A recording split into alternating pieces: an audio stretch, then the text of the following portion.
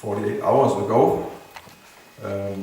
But actually, Bhakti Thakur wrote this song, so he was worshipping actually very beautiful sets of Radha Krishna deities, Radha Madhava deities, and which originally were worshipped by a great devotee of Lord Nityananda at the time of Lord Nityananda, Lord Chaitanya. I forgot his name.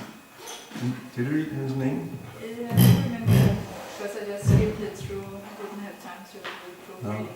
So he was a great. It was a devotee who, like Haridas Thakur, was also chanting 300,000 names a day. Really great, a very great devotee. So and then these Radha Madhava deities, they were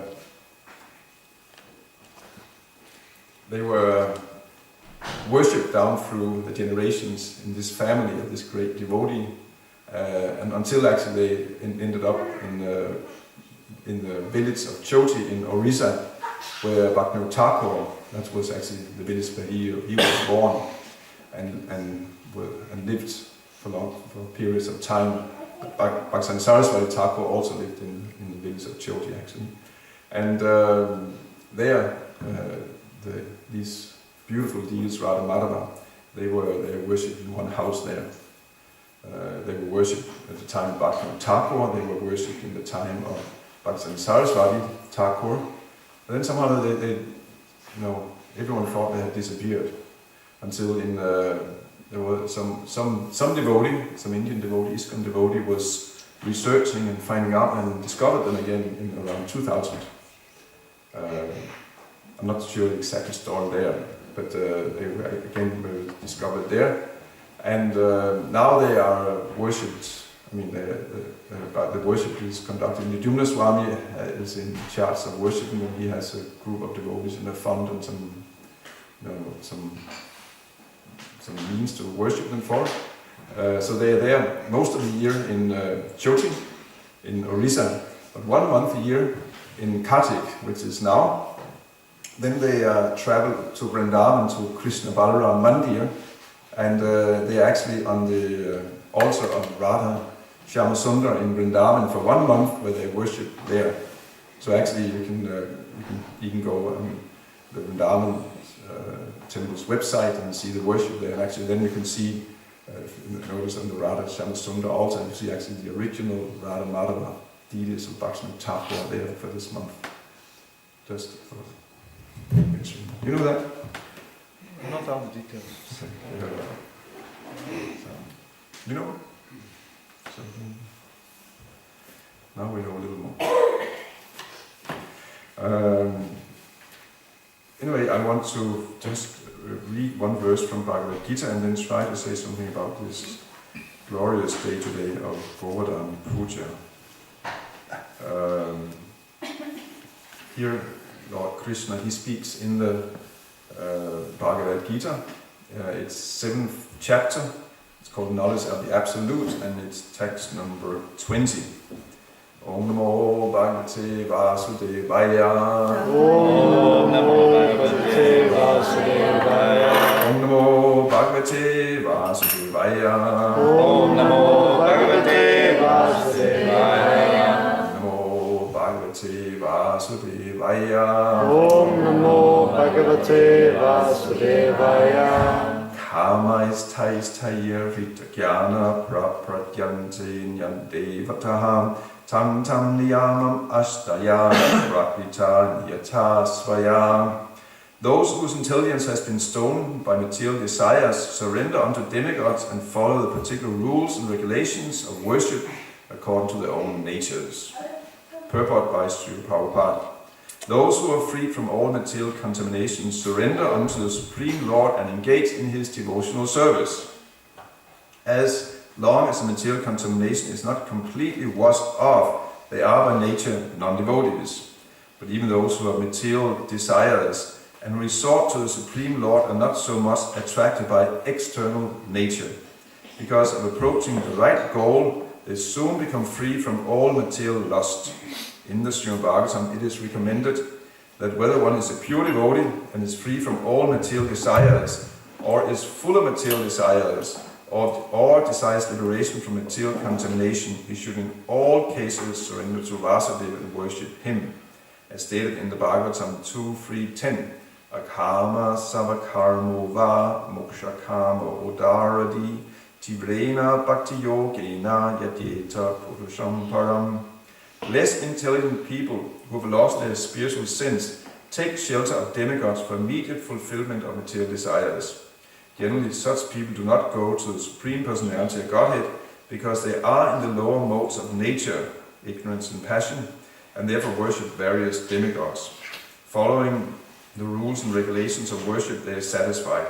The worshippers of demigods are motivated by small desires and do not know how to reach the supreme goal, but a devotee of the Supreme Lord is not misguided. Because in Vedic literature there are recommendations for worshipping different gods for different purposes. For instance, a deceased man is recommended to worship the sun. Those who are not devotees of the Lord think that for certain purposes demigods are better than the Supreme Lord. But a pure devotee knows that the Supreme Lord Krishna is the master of all. In the Chaitanya Charitamrita, Adi 5.142, it is said, Ekala Ishvara Krishna Ada Savabrija. Only the Supreme Personality of Godhead, Krishna, is master, and all others are servants. Therefore, a pure devotee never goes to demigods for satisfaction of his material needs. He depends on the Supreme Lord, and the pure devotee is satisfied with whatever he gives.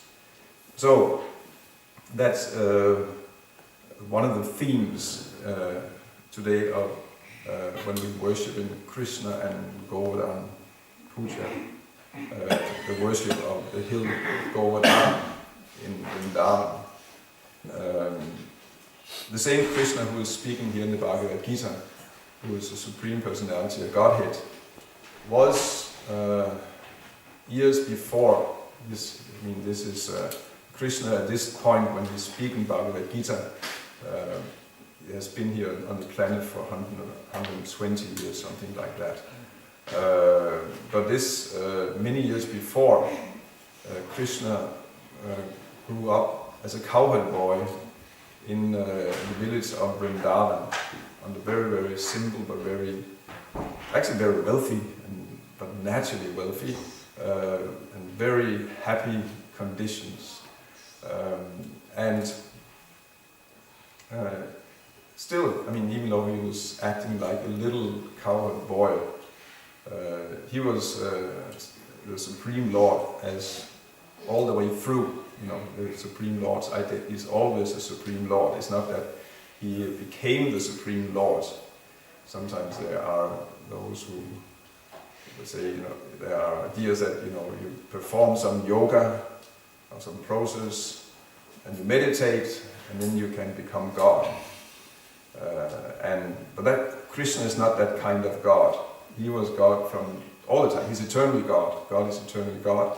And Krishna was God from the very beginning of, you know, the moment when he was born, when he appeared. He was not born in an ordinary way, but even when he was, you know, when he then transformed into an ordinary little human boy in front of his father and mother, because he was born in the Vishnu form with, you know, fully grown, beautiful hair, fully decorated, flower garlands, 4 hands, weapons in hand, so on. But then he transformed into a little boy, 2 arms, Krishna, blue, extremely beautiful, and was transferred to the village of Vrindavan, where he grew up as the son of Yashoda and Nanda Maharaj. And we have no record of him meditating to become God. He was, from the moment when he was just a little, completely infant, a few weeks, a month, years, something like old, a great witch came and tried to kill him, the Putana witch. It describes he was, because there was prediction that Kamsa would be killed by the king Kamsa. At that time would be killed by Krishna or by someone, the 8th child of Vasudeva. So he had actually all kinds of witches and demons killing all babies in the, you know, in the district. So and so she also, this one of these witches, Putana, came to the village of Vrindavan with the intent of killing Krishna, and she was a pretty ugly witch. Witches are ugly, but they also have mystic powers, and she could actually and she could assume forms, many different forms. So she formed the form of a extremely young and beautiful woman. And because she looked so beautiful and so innocent and humble, she was actually able to enter the house of Yashoda and Nanda, and no one stopped her because she's beautiful. That means she's completely innocent and completely trusting. So and she came and mothers. It's in Vedic culture. Children, they wander from one child to another. They're also breastfed by different mothers. It's in one sense. And she also got hold of Krishna and wanted to breastfeed him because she had smeared poison on her breasts, and this way she wanted to kill the baby. But Krishna, instead of being killed by Putana, he sucked out her milk and the poison and her life, and he just sucked it out, and she was just killed on the spot in that way. While she was being killed, she was screaming, "This child, leave me!" And actually she assumed her real form, which was a gigantic form of a witch, something like 8 kilometers long. Everyone was shocked. What happened here? And Krishna, he remained a little child. But that shows Krishna was God from the beginning. He didn't meditate to become God. He was even though he was concealed as a little child, his potencies was always there as the Supreme Lord. So that's God. He's always God. He doesn't become God.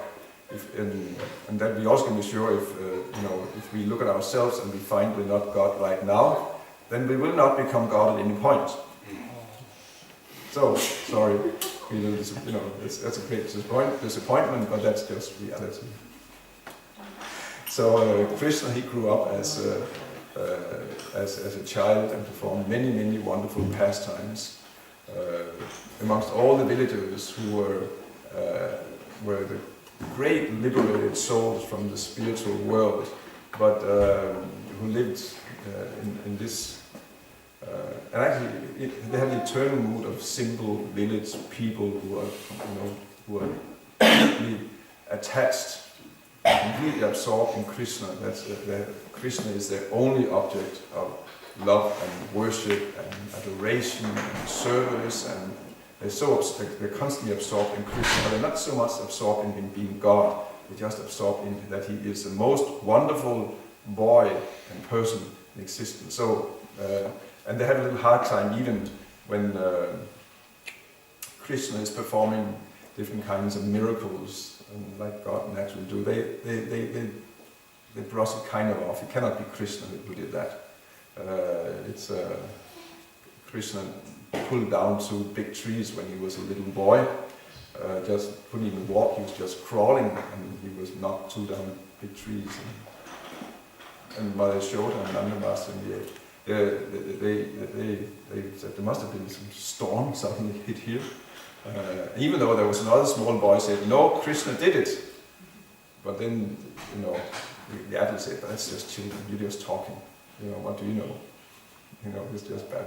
And it's not possible. Krishna cannot do like that. And it's again Krishna. He was, but of course the Govardhan was a really difficult one for them to. Because there actually Krishna, and this is what we celebrate, Krishna actually lifted a whole mountain. He lifted a whole mountain when he was just 7 years old. Still the inhabitants of Vrindavan, afterwards they were talking, he's probably, he's not an ordinary person, is he? Or you're Krishna, telling Nanda Maharaj. He's maybe even a demigod. Maybe he's even, he must be. He's probably someone special. Then again, also they were saying, but also, But anyway, he's Krishna. We just like him so much. That's what he is. But there, as 7 years old, the Supreme Lord has missions when he comes here. When he comes here to enjoy, he comes to involve his devotees in great happiness and enjoyment, but also he has specific purposes to accomplish when he comes here. And one of the purposes to demonstrate actually there is no reason to worship anyone but the Supreme Lord himself. There's one God, and there's no reason to worship anyone else. There's also many demigods, devas, in charge of different facets, aspects of this material world. They're there, and they are very powerful, and they're extremely respectable personalities. The demigod of the sun, the demigod of the moon, demigod of water, of fire, of death. Actually, there are 33 million demigods like that, involved in the administration of so many different levels of this universe. We should understand they're there, just like God is real. The demigods are there. It's not just imagination. It's universe is controlled by persons. It's not impersonal. It's actually there are persons involved at all levels. And what looks like just automatic, mechanically, it's so smooth because actually there are persons who are constantly regulating that. They have their services. Someone might say, why doesn't God do it himself? But they also need service. Everyone needs some service. We all need to do something. Like we have services also to Krishna. Why doesn't Krishna do it himself? That is lazy people think like that. God could do it himself. But yes, of course, that's not a problem. But you need something to do. Otherwise, how can you stay out of trouble if you don't have anything to do? To the degree we don't have anything useful to do, we'll be in trouble because we cannot be inactive. We will always be doing something. So just to capture our work, our active nature, there's service to do. And this way we stay engaged and out of trouble. And but more than that, it's also how we get a chance to actually establish our relationship to Krishna again, because relationship is based on active service. We do things for each other. In this way, we establish relationships, and so everyone needs service. Demigods also need service, and they're there, and they are amazingly qualified personalities. They're pure. They're great devotees, and they have actually all qualities. Still, we're not meant to worship them like we worship God. We're meant to offer complete respects to them, but not worship them like worship is reserved for God. And Krishna, that's one thing he came to teach, because it's important, because actually what we worship is actually determining our destiny. Krishna says here in Bhagavad Gita, a little later, Yanti Deva Vata Devan Pitrin Yanti Pitri Vata Bhutani Yanti Bhuti Ya Yanti Madhyadino Ram. That those who worship the demigods, they take birth amongst the demigods. Those who worship ancestors and forefathers, that's also, there's a whole, there are many forefathers who pass away, and they go to a specific place, which is a place of pitris, of forefathers. So if you worship the forefathers, it's very widespread, worship of forefathers and ancestors. Like in this part of the world, that actually the religion a couple of thousand years ago, that was very much worship of forefathers. And so then you take birth amongst them. Or if you worship, says ghosts and spirits, you take birth amongst ghosts and spirits. That's also possible. You can worship ghosts and you become a ghost. But Krishna then says, those who worship me will come to me. So actually what we are worshipping is actually, determining where we are going. So it's not that all is one. It's not that one can worship anything and one will get the same destination. Prabhupada gives a simple example. It's like you buy a ticket. I think he gave the example of Baroda and Bombay. Mumbai is known now today, but that's, of course you can take any city, any exam like that, but if you buy a train ticket for Baroda, you're not going to Bombay. You get to Baroda. The ticket you buy, that's where you go. So worship is, we are buying tickets for our next life actually.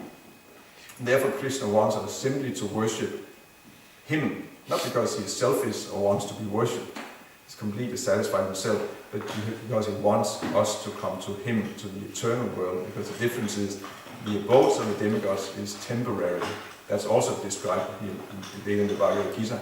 But those who worship the demigods, they go to the planets of demigods and they enjoy vast sense pleasure, opulence, like really paradise, heavenly enjoyment for thousands and sometimes millions of years. But at one point, their pious activities, the credit is exhausted, and what is the result? They again fall down and take birth on this earth planet again. And therefore Krishna says actually the only result one gets from worshiping demigods is repeated birth and death. You don't allow the cycle of birth and death. And therefore Krishna wants everyone simply to worship him, the one supreme Lord. So when Krishna was a little child, he was 7 years old, he saw one day that his father and all the older men in the village, they were making preparation for a great sacrifice, a religious ritual. And these this is part of Vedic culture. Every so often you must perform different kinds of rituals and sacrifices and so on. And so he saw that the inhabitants of Vrindavan, they were preparing for a great sacrifice. And Krishna asked, what are you preparing for? Like children will always ask, what is this, what is that, what are you doing, why, and so on. So Krishna is also asking, what are you doing? And then Nanda Maharaj, his father, told him, this is something we do every year. We are performing a great sacrifice to worship Indra, the king of heaven. Because, so then Krishna asked, why? And Nanda Maharaj said, that's a tradition. We have to, we are cowherd men. We are depending on the rain. Without rain, there's no grass growing. That means there's no food for our cows, there'll be no milk. We are dependent on rain from Indra. Indra is sending us rain, so just to again show our gratitude to Indra, therefore we perform sacrifices. And we're supposed to do that. This is actually, it is even said in Bhagavad Gita, this is established by the Supreme Lord himself. Demigods are supplying the needs to us, and human beings should perform sacrifices to worship the demigods. In this way there's cooperation between them. The demigods, they're very pleased, and they become obliged to again give us our necessities. And this way a cycle is created. But then Krishna says, but those who enjoy the gifts of the demigods without offering them in return are thieves. They are thieves, and Prabhupada come in and said, thieves cannot be happy. Thieves have no goal in life. You have to actually engage in sacrifice. So actually it's not unvedic, it's not improper, the idea of worshipping the demigods as a part of it. They are supplying us, because we have to understand we cannot get anything by our own. We're completely dependent on all the resources and the gifts which are coming from the demigods. The food we're eating cannot be produced in factories. It's growing on the land, and it's grown by demigods and God's grace, and the rain and the sun and the air and the right temperature, and actually everything we need is simply being given to us. So and that we should recognize that. And so it is not. It's good in one sense. Demigod worship is good on one level. It makes one recognize their higher authorities, and makes one grateful and understand that we have to sacrifice whenever we have to give.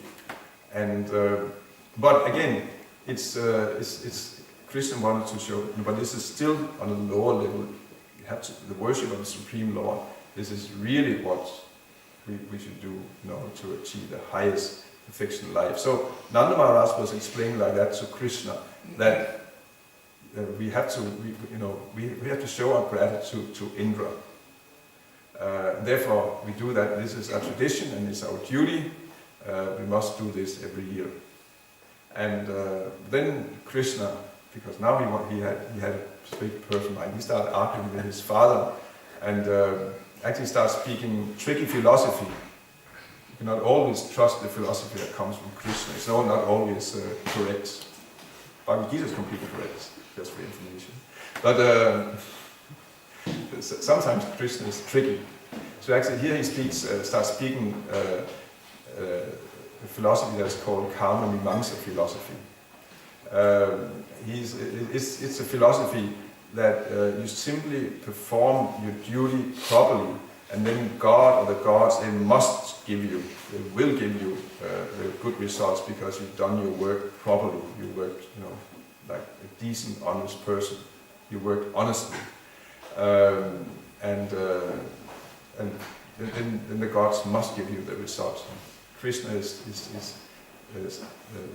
speaking with Nanda Maharaj, and it's not necessary with this worship here. Actually, we are simply coward men. We depend.